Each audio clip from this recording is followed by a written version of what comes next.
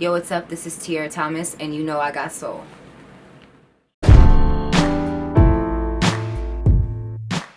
Tiara, so wanna start at the beginning. A lot of people know you from the introduction with Wale, but can you kind of talk about how you met him initially and linked up with him? Well, I met Wale on, I think I was a sophomore in college. I went on spring break with my friends, with a couple of my friends. So we went to Atlanta, and I was 20 at the time. So we got in the club. I had a fake ID, and we got in the club, and my friend was just like, yo, Wale's here. And like somehow, I don't know how we got into the VIP, but she got us up into the VIP, so we were just up there. And she was like, yo, go introduce yourself to him. So I went and I just started talking to him, and I told him. He was like, ooh, I think he was like, what do you do or something. I told him I was a musician. Right. And we exchanged information. I sent him like some of my YouTube videos that night. I emailed him some of my YouTube videos, and then he didn't look at them for a long time. It was like 3 months or something, and then he flew me out to New York to work on his More About Nothing mixtape, where I did this song with them called The Cloud. And then ever since then, I would write for him, get in the studio, try to get placements on projects and stuff. I was in college at the time, so I was doing school, and also every now and then doing coming out for guest appearances and stuff like that. Yeah. And you're a college graduate, so Yeah. how important was it for you to finish, even after you were getting the attention from being on some of his singles? How important for you was it to finish college? Honestly, it wasn't that important for me because I wanted to drop out of school a lot of times, but I had already taken out like $30,000 worth of student loans. By the time I was a sophomore, about 30,000.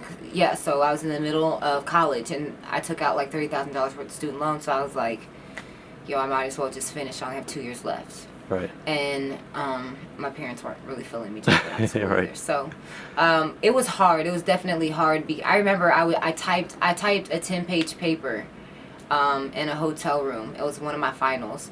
I typed the paper, and I went downstairs to the lobby and faxed it to my professor. So a lot of my professors worked with me. I had a couple mean ones, but they knew what I was trying to do. So a lot of them worked with me. What was your plan aside from music as you were going through college? Okay, so my plan was I was going to get it. My degree is in telecommunications. So I was going to get a job at like a radio station or MTV or something, and try to make my way into the music industry that way. So I was going to try to make my own connections. I'm like, okay, if I don't have a record deal by the time I graduate, I'll get a job in telecommunications, and I'll be able to meet people and play my music and stuff like that. But turns out I signed a deal like 8 months after I graduated or something like that. It was less than a year. Okay, cool. Yeah. Signed to Rico Love's Division I label now. Mm-hmm. How did he originally, I guess, take interest in you? Well, I met Rico maybe a year before Bad came out as Wale's Bad. At the time, it was just my song, and I was just playing it on the guitar wherever I went. And so I was supposed to have a meeting with a record label in New York, and it got canceled. And so my manager at the time was like, all right, let's go meet with Rico Love.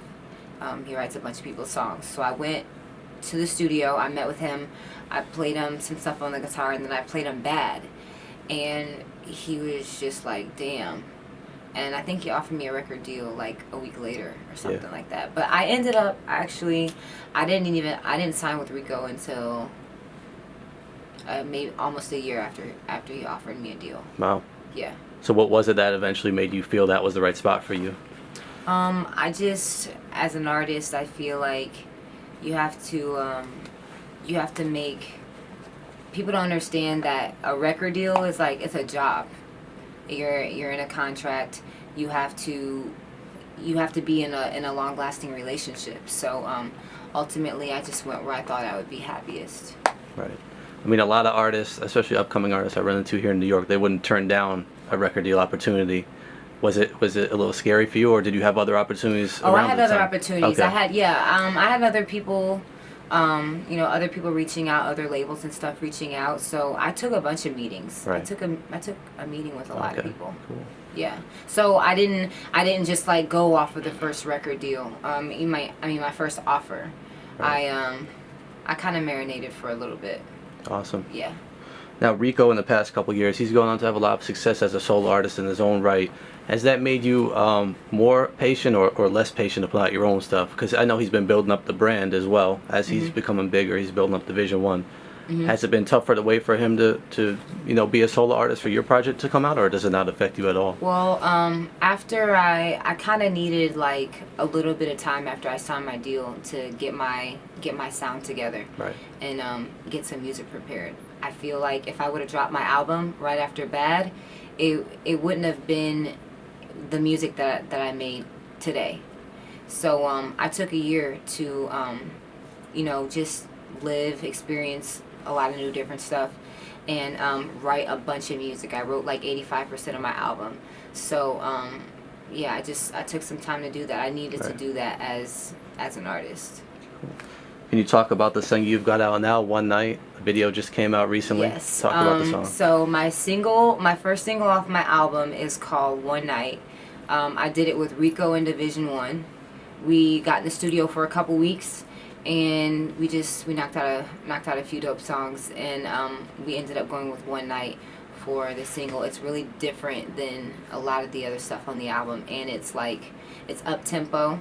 And I also wanted my first look to be me rapping on it, because I've been rapping since 2009 when I was posting, way back before then, but when I was posting YouTube videos. My first YouTube video that I posted in 2009 was me playing guitar and rapping. Right. So I wanted to kind of bring that back, so to make it very clear that I can do both things. So I wanted to display that on that song. And then I sat down and I played a couple keys. They put some drums over it, and it came together fairly quickly. I think Rico left the studio. He came back, and I had done a verse. I think I stayed in the studio all night writing this verse. Yeah. And he came back, and the verse was written, and we decided to go with that for the first single. So the video, Set It Off, is my favorite movie, one of my favorite movies, and I wanted my first look to be based off of the movie. So we came up with the storyline.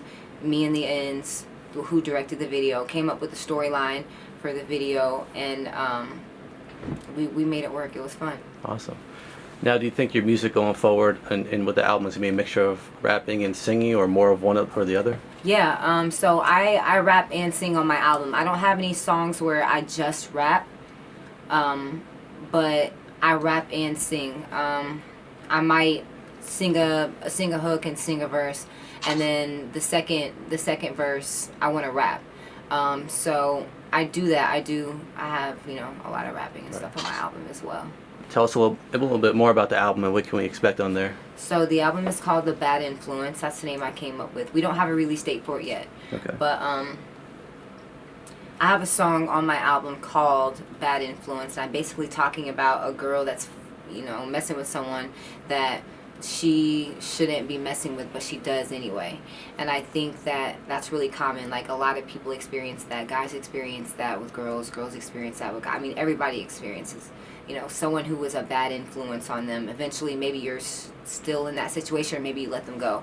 But I wrote a song about that, and I remember like a lot of times in my life where someone was a bad influence on me, but it was kind of a good influence in a way, because I was able to create from that experience. Right. And so I based a lot of the songs on my album based off of things that are a bad influence on me, or people that were a bad influence on me, or people that I may have been a bad influence on.